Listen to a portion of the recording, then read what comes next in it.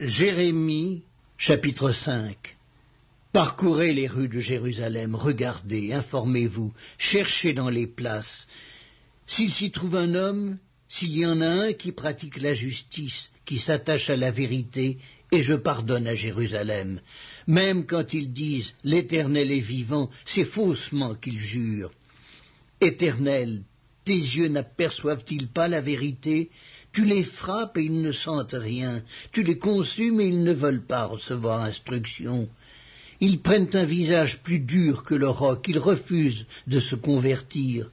Je disais, ce ne sont que les petits. Ils agissent en insensés parce qu'ils ne connaissent pas la voie de l'Éternel, la loi de leur Dieu. J'irai vers les grands et je leur parlerai, car eux, ils connaissent la voie de l'Éternel, la loi de leur Dieu. Mais ils ont tous aussi brisé le joug, rompu les liens. C'est pourquoi le lion de la forêt les tue, le loup du désert les détruit.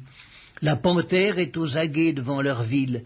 Tous ceux qui en sortiront seront déchirés, car leurs transgressions sont nombreuses, leurs infidélités se sont multipliées.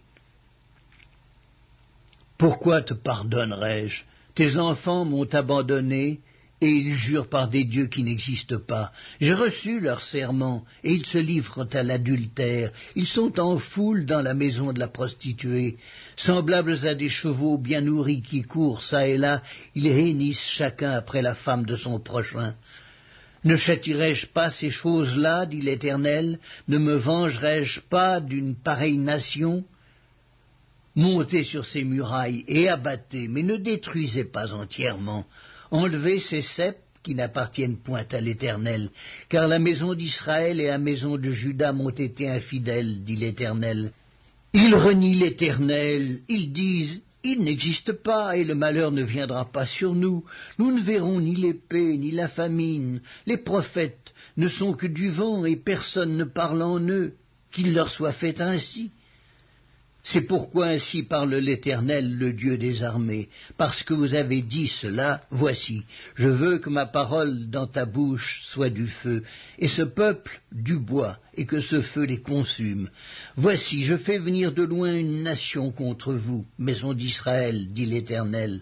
C'est une nation forte, c'est une nation ancienne, une nation dont tu ne connais pas la langue, et dont tu ne comprendras point les paroles.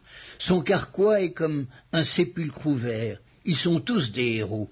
Elle dévorera ta moisson et ton pain, elle dévorera tes fils et tes filles, elle dévorera tes brebis et tes bœufs, elle dévorera ta vigne et ton figuier, elle détruira par l'épée tes villes fortes dans lesquelles tu te confies. Mais en ces jours, dit l'Éternel, je ne vous détruirai pas entièrement.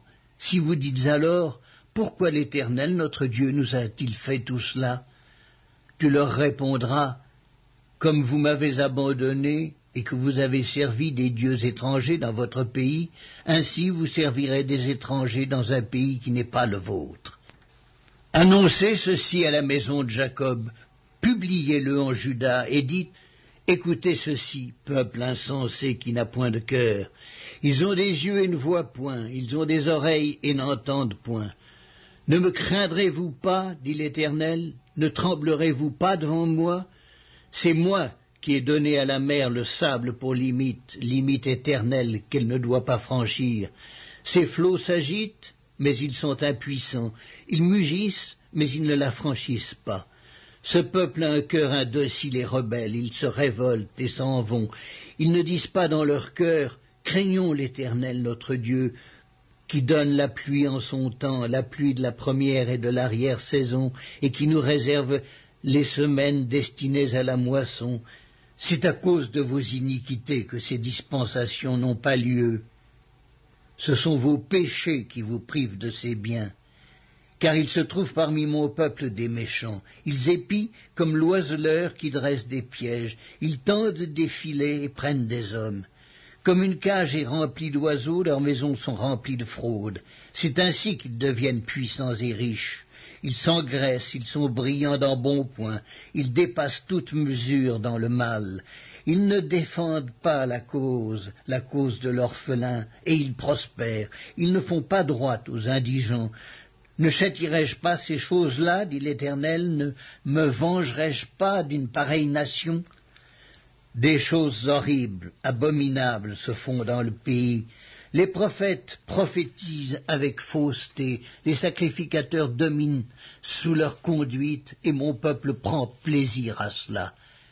Que ferez-vous à la fin?